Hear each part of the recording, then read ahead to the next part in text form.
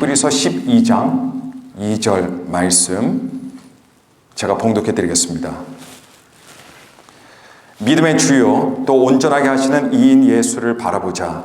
그는 그 앞에 있는 기쁨을 위하여 십자가를 참으사 부끄러움을 개의치 아니하시더니 하나님 보좌 우편에 앉으셨느니라. 아멘. 아주 오래전에 저와 교회에서 가까이 지내던 한 자매님이 계셨습니다. 당시 제가 대학 청년부라고 하는 부서에서 있을 때고 그 자매님도 같은 부서에 이렇게 들어오신 분이셨어요. 근데 저하고 나이 차이가 꽤 많이 났습니다. 저는 당시 20살이었고 그 자매님은 29살이었습니다. 우리 젊은 사람들이 모이는 모임 중에서는 그분이 가장 연장자셨습니다. 근데 이분이 경력이 굉장히 화려하신 분이셨는데 당시 옷 패션 모델로 활동하시던 분이셨어요. 그래서 가다 보면 뭐 신문이나 아니면 옷가게에 그분의 사진이 붙어있는 그런 경우도 볼 수 있었습니다. 동시에 또 메이크업 학교에서 강사로 또 열심히 일하시던 그런 분이셨는데 이분이 열심히 자신의 직업에 그렇게 종사하시면서도 교회를 어찌나 그렇게 신실하고 성실하게 충성을 다하는지 참 여러모로 많은 좋은 귀감이 되고 신앙의 본이 되던 그런 분이셨습니다. 근데 이분이 하루는 몸이 좀 약하셨나 봐요. 폐렴에 걸리셨습니다. 근데 폐렴인지 모르고 그냥 감기약 같은 것만 쭉 먹다가 도저히 안 되겠다 싶어서 이제 병원에 갔는데 입원해야 된다는 그런 이야기를 듣게 되고 그리고 입원을 하게 됐습니다. 그래서 제가 제 친구들 한 두세 명하고 같이 그 병원에 가서 입원 그 다음 날이죠. 함께 가서 이야기하고 이참에 좀 푹 쉬고 나오시라고 얘기하고 그리고 그 안에서 즐겁게 여러분 젊은 사람들이 모였으니까 또 즐겁게 뭐 이야기하다가 그렇게 나왔습니다. 근데 저와 제 친구들이 이렇게 나오고 나서 저희는 집으로 갔는데 이 자매님은 찌뿌둥하셨는지 병원 측에다가 양해를 구하고요. 지금 그게 가능할지 모르겠습니다. 근데 양해를 구하고는 목욕탕을 가셨어요. 목욕하시러 사우나도 하시고 때도 미시고 푹 몸을 따뜻한 곳에 이렇게 담그시고 그리고 다시 병원 입원실로 돌아오셨습니다. 근데 다녀오셔서 얼마 안 있어서 기침이 나오는데 굉장히 심한 기침이 막 나오는 거예요. 조절이 되지 않은 기침입니다. 심한 기침을 하다 보니까 폐에 있는 혈관들이 터졌어요. 피가 이 폐에서 올라오면서 덩어리가 되어서 기도를 막았습니다. 그리고 순식간에 그렇게 병원에서 입원실에서 손도 제대로 쓰지 못하고 세상을 떠나버리고 말았습니다. 저는 병문안 다녀와서요.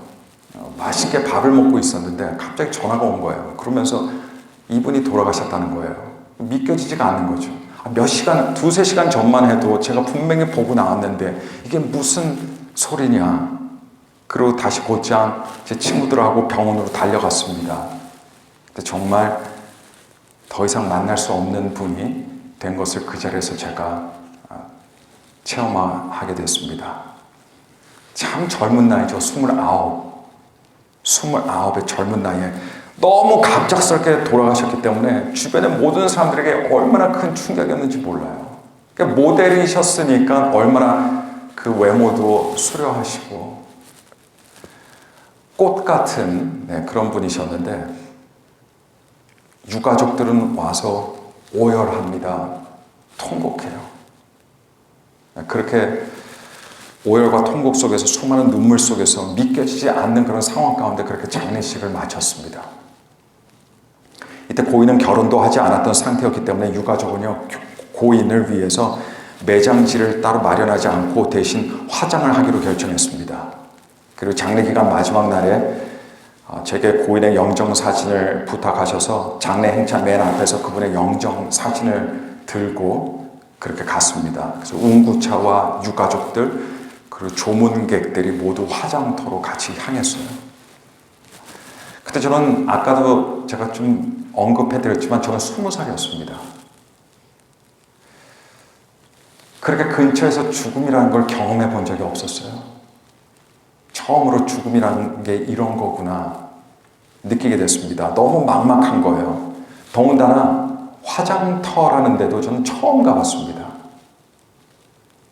그때 당시에는 벽제 화장터로 불리고 있고요. 지금은 아마 서울시립승화원이라는 새로운 이름으로 불리고 있는 것 같은데, 그것에 도착한 후에 조금 기다리다가 이제 저희 차례가 됐습니다.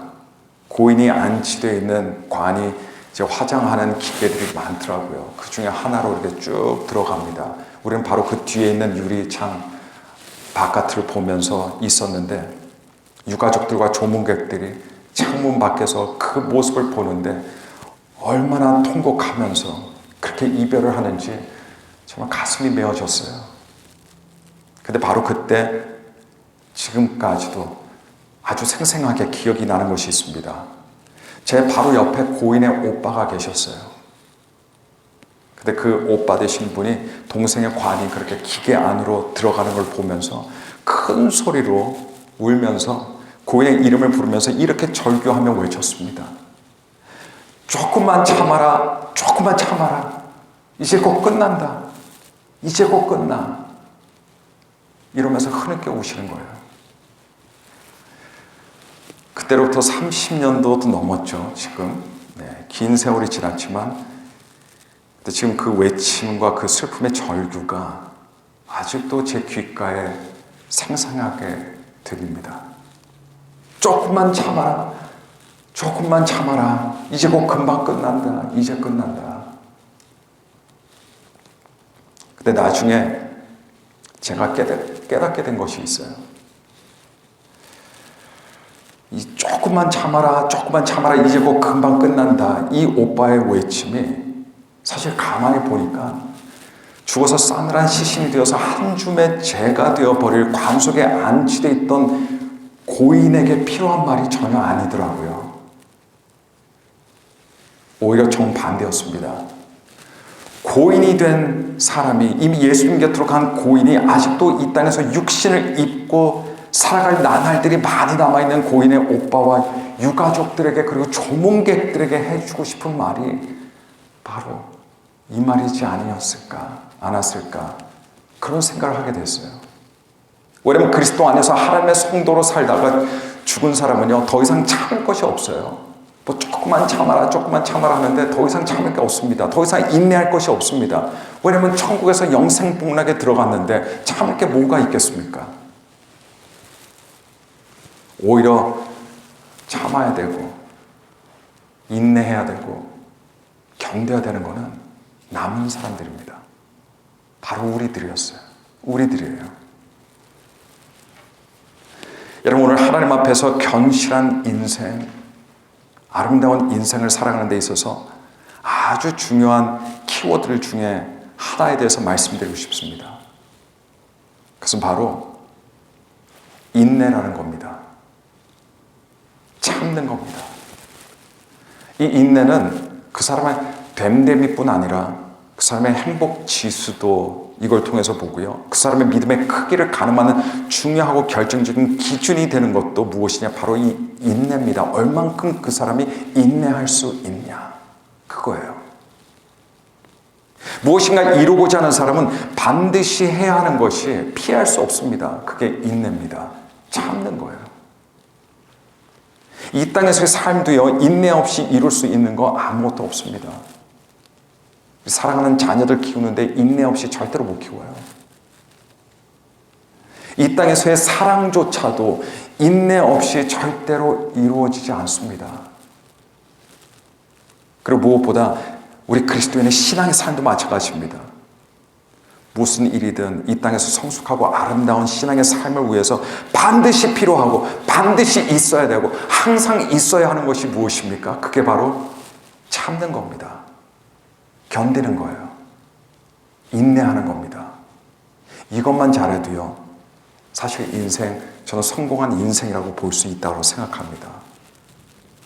야고보서 5장 8절에 너희도 길이 참고 마음을 굳건하게 하라.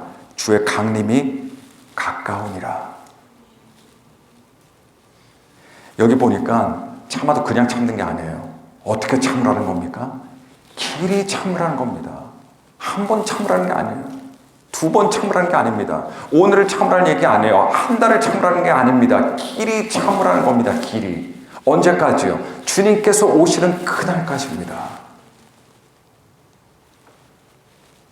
지난 주일에 우리가 사도행전 본문을 보면서 예수님의 동생이었던, 그리고 동시에 예루살렘 교회 지도자가 되었던 야고보에 대해서 우리가 함께 살펴보았죠.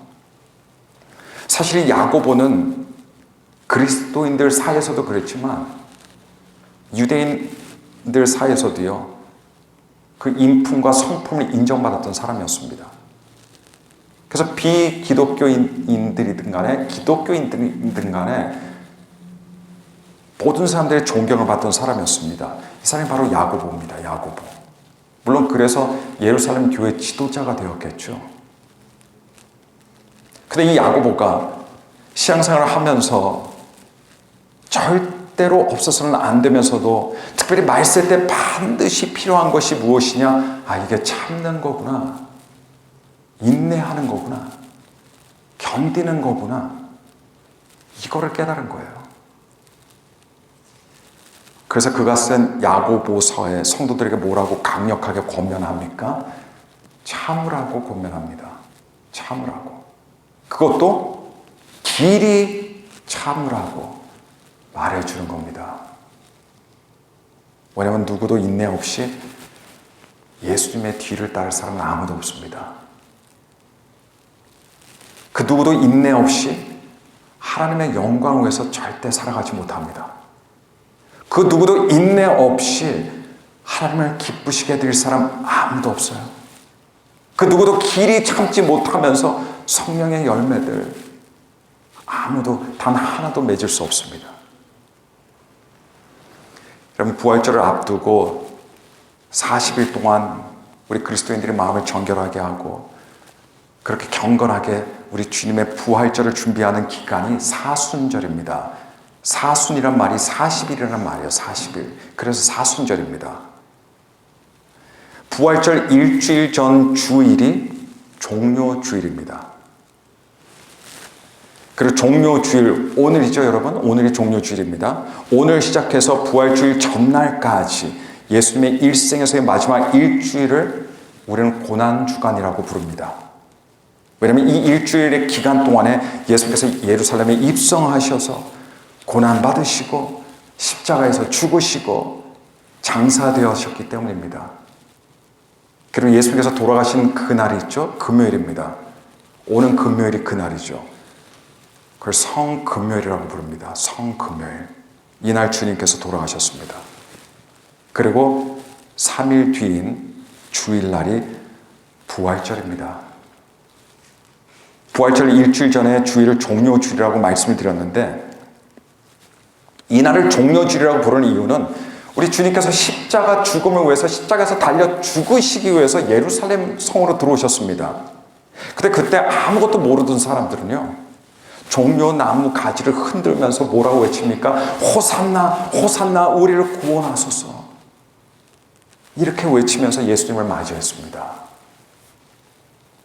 사람들은 예수님께서 구원자로 높은 자리에 등극하실 줄 알았지, 체포되시고 고문당하시고 고통당하시고 수모 겪으시고 십자가에 달려 돌아가실 줄은 아무도 상상하지도 못했습니다. 사람들은 우리 예수님께서 예루살렘에 오신 그날을 구원의 때라고 생각했어요. 구원의 때. 근데 사실 그때는 어떤 때였습니까? 예수님께서 고난 받으셔야 하는, 참으셔야 하는, 견디셔야 하는 그런 인내의 때였습니다. 구원은요, 인내 뒤에 있습니다. 구원은 인내 뒤에 있어요. 결국 며칠 뒤에 예수님께서는 험난한 고통과 고난을 당하시고 그렇게 십자가 위에서 죽으셨습니다. 예수님께서는 로마 군병들에게 젖지게 맞으시면서 살이 찢겨져서 갈라졌습니다. 그냥 뜯겨져 나간 정도가 아니에요. 피부가 갈라져서 뼈가 드러나는 고통을 당하셨습니다. 온몸의 채찍질로 인해서 피를 흘리는 정도가 아니라 피가 쏟아져 내렸어요. 덩어리가 돼서 그렇게 말랐습니다. 손발에 차갑고 굵은 세 개의 무시무시한 못들이 깊이 박혀야만 했습니다.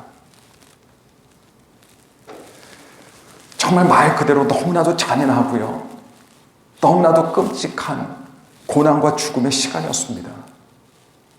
근데 그 끔찍한 시간 없이는요, 구원이 이루어질 수가 없었어요.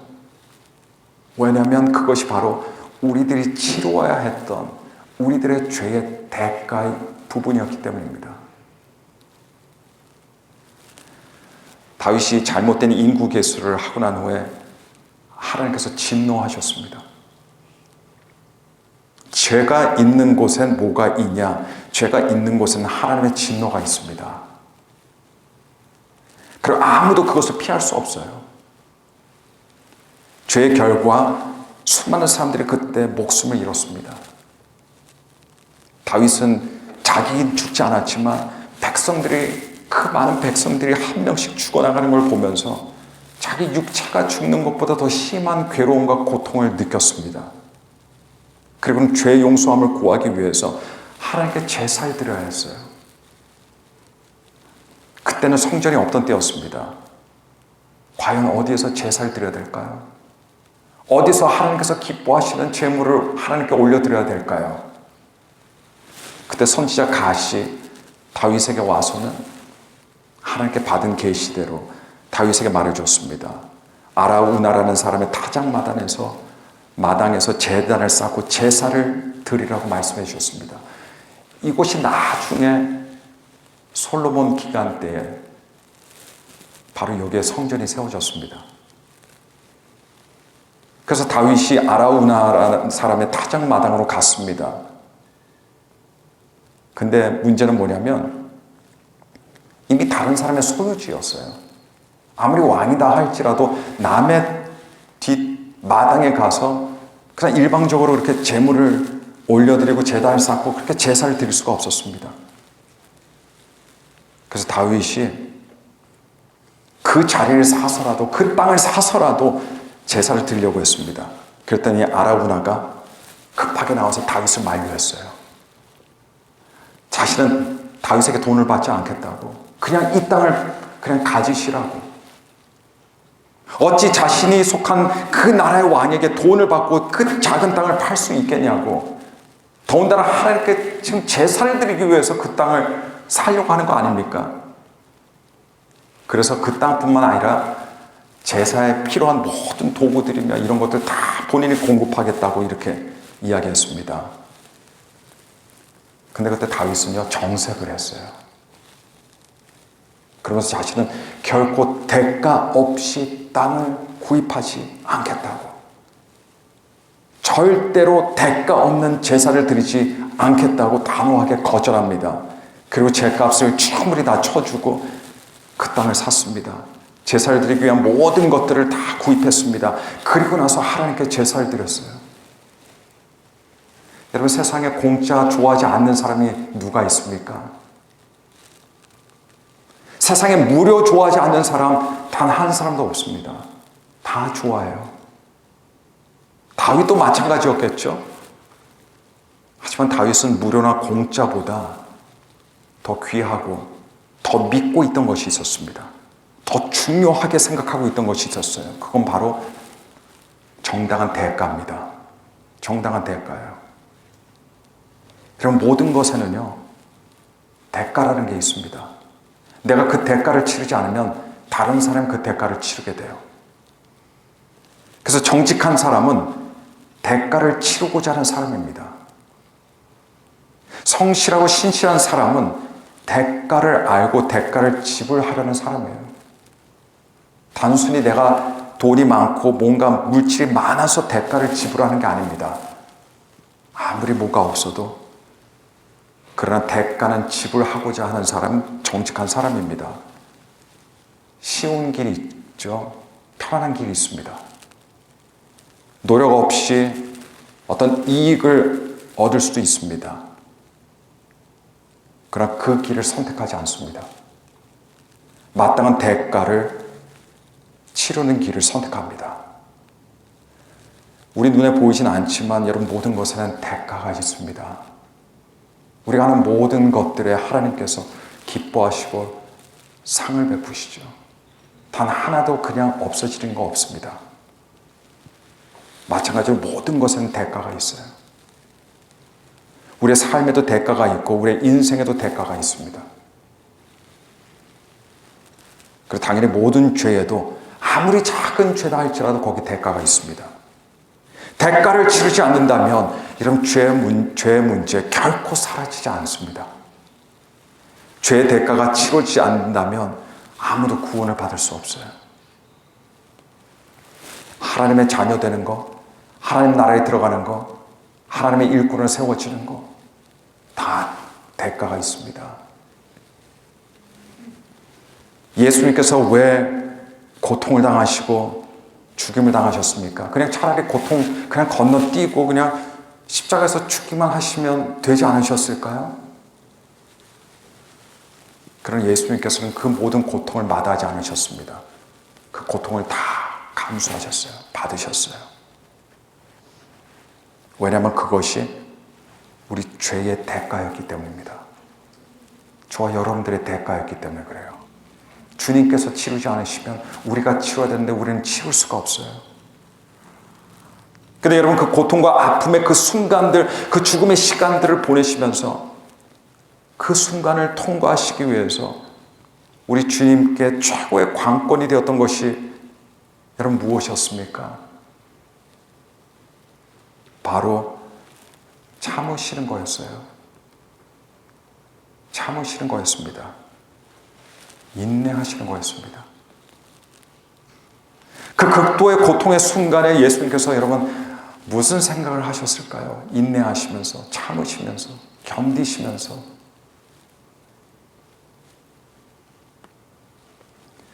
제 딸이 이번에 와서 치과를 가서 스케일링을 했습니다. 제가 예약해 준 병원에 갔어요. 마침 제가 예약하는데 너무 늦게 예약해서 다른 치과들은 다 한참 뒤에 예약을 잡을 수 있어서 그나마 가장 빨리 잡을 수 있는 곳으로 예약을 해줘서 마침 집 근처에 있어서 딸을 거기로 보냈습니다. 물론 저도 거기 갔고요. 제 딸이 스케일링을 받고 돌아오더니 자기는 그 치과 더 이상 안 가겠대요. 아니 큰 공사를 한 것도 아니고 그냥 스케일링만 하고 왔는데도 자기는 거기 가기 싫대요. 그래서 왜 그러냐 했더니 아팠대요. 너무 아팠다는 거예요. 우리는 고통이라는 걸 조금 압니다. 다는 모르지만. 근데 주님은 그 고통을 전혀 마다하지 않으시고 그 고통 가운데 오랜 시간을 보내셨어요. 근데 그때 무슨 생각을 하셨을까요? 저는 분명히 이런 생각을 하셨을 거라고 저는 믿습니다. 참자.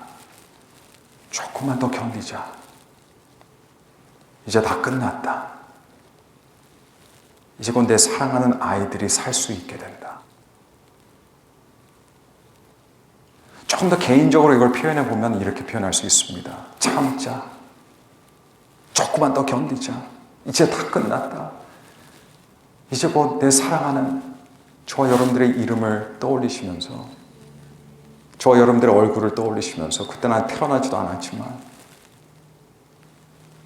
우리가 받을 생명을 생각하시고 구원을 생각하시면서 못들이 박힐 때도 채찍에 맞을 때도 가시면류관이 그분의 머리 위에 얹혀질 때도 우리들을 생각하셨다는 겁니다. 우리가 예수님의 고난 그러죠. 우리가 왜 예수님의 고난을 기려야 됩니까? 왜 이 날이 중요합니까? 왜냐하면 예수님의 고난의 이유가 바로 저와 여러분들이었다는 데 있어요. 우리와 상관없는 고난이 아닙니다. 주님께서 뭘 잘못하셨습니까? 순전히 저와 여러분들을 위한 고난이었습니다. 그래서 고난 주간이 특별한 거예요. 이제 고난 주간이 시작되죠. 주님께서 십자가 위에서 우리를 생각하셨듯이 우리는 예수님을 생각할 수 있어야 됩니다. 그분이 베풀어 주신 희생, 그리고 사랑을 생각할 수 있어야 됩니다. 동시에 우리가 생각해야 할 것이 있습니다. 바로 그분의 길이 참으심입니다. 그분의 인내입니다. 주님께서 우리를 위해서 인내하셨듯 우리도 살아가면서 어려운 일들 많죠. 예배드리면서 어려운 일들 많습니다. 많은 유혹이 있습니다. 우리 마음이 얼마든지 해이해질 수도 있고요. 주님을 섬기면서도 부정적인 마음들도 들 수 있어요. 그러나 그때 우리 인내할 수 있어야 됩니다. 인내가 답이에요. 인내가 답입니다. 여러분, 십자가 위에서 예수님의 마지막 말씀 기억나십니까? 다 이루었다. 다 이루었답니다. 이 말씀을 마지막으로 하시고 그제서야 십자가에서 숨을 거두셨습니다. 이제 우리가 다 구원받은 순간 주님께서 이제 십자가 위에서 죽으시면서 다 끝이 납니다. 근데 사실 사람들은 잘 몰라요. 우리 주님께서 어떻게 우리의 구원을 위해서 다 이루셨는가? 어떻게 다 이루셨습니까? 인내를 통해서 이루셨어요. 참고, 참고, 참고, 또 참고 견디시면서 이루신 것이 십자가 위에서의 우리의 구원입니다.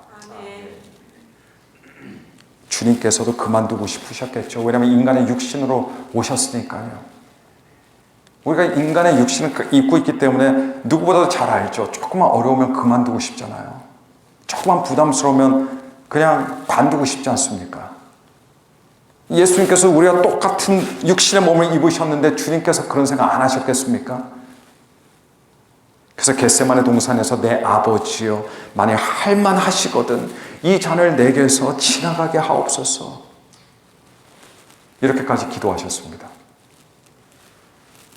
그 모든 순간순간들이 너무 힘드셨고 너무 괴로우셨고 너무 고통스러우셨고 너무 두려우셨지만 하지만 그 길을 가셔야 하셨어요.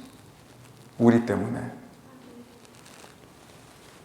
그리고 오직 사랑으로 인내하시며 참으심으로 그 길을 다 걸으신 겁니다. 지금 우리 물질 문명 속에 살아가는 우리들에게 편한 거 찾고, 우리에게 좋은 거 찾고, 우리의 어떤 좋은 조건들 찾으면서 다 따지면서 신앙생활을 합니다. 뭐가 불편하면 불편하지 않는 어떤 그런 환경으로 우리는 쉽게 옮겨가요.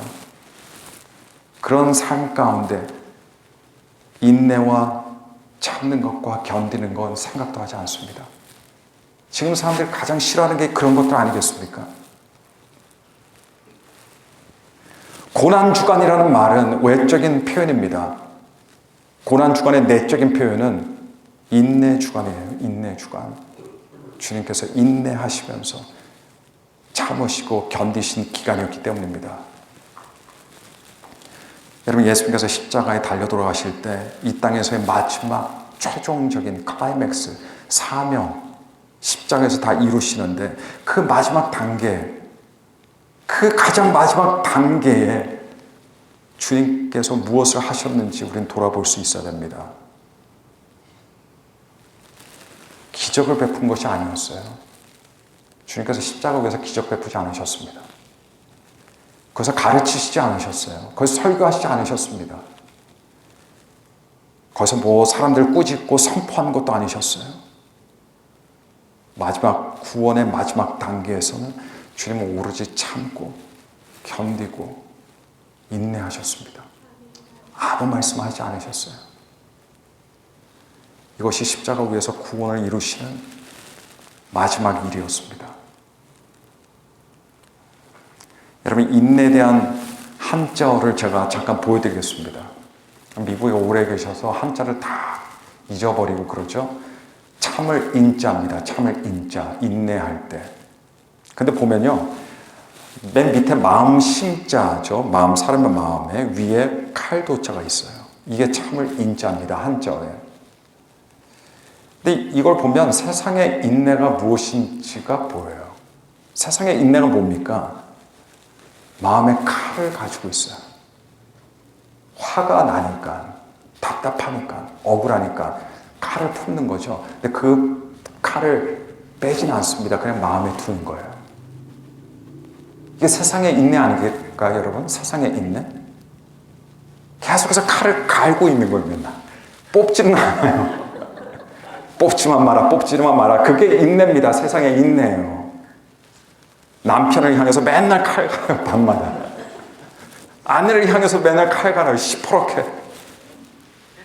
살짝 손만 대도 그냥 쫙 갈라지게끔. 나를 불편하게 하는 사람, 나를 섭섭하게 만드는 사람. 뭐 이런저런 조건, 환경, 뭐 이유 따지지 않습니다. 그냥 우리는 계속 칼만 갈아요. 하지만 뽑을 수는 없어요.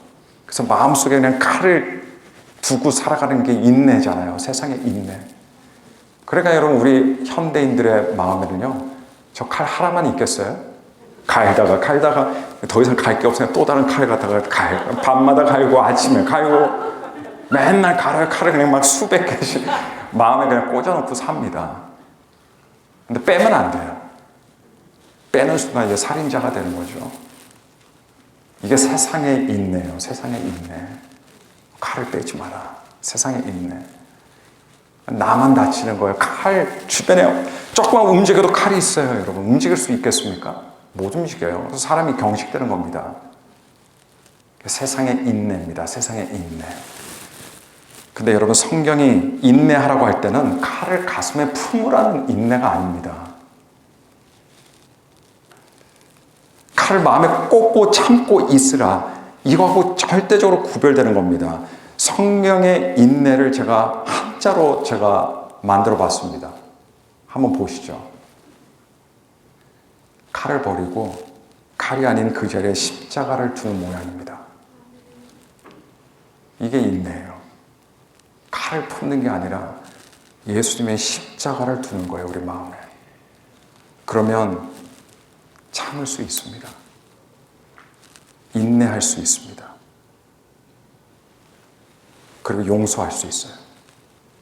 왜냐하면 인내는, 참는 거는 대인관계나 이런 데에서는요, 용서를 위한 것이 되거든요.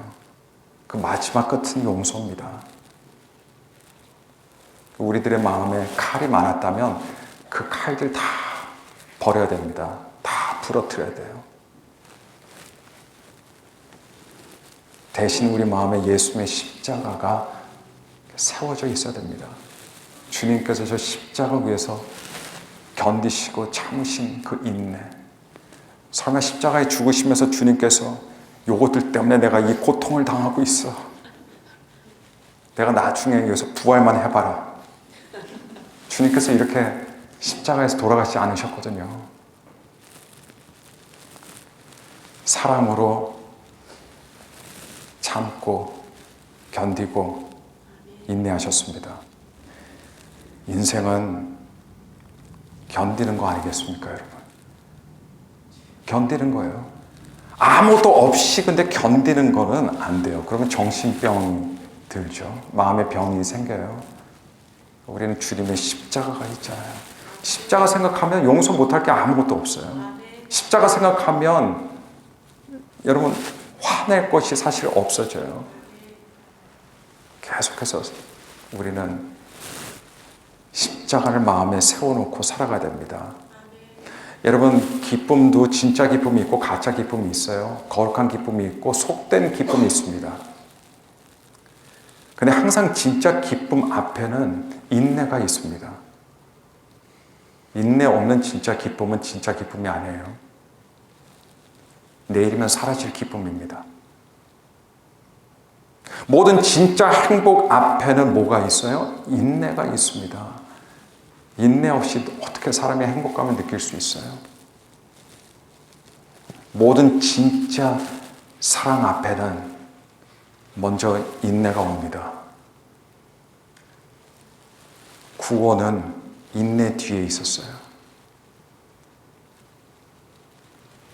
저와 여러분들이 믿음으로 인내하며 살아갈 수 있는 것, 또 인내하며 믿음 안에 살아가야 하는 이유가 바로 예수님께서 인내하시며 참으시며 견디시며 우리를 위해서 십자가에 달려 돌아가시고 부활하셨기 때문임을 믿으시길 바랍니다.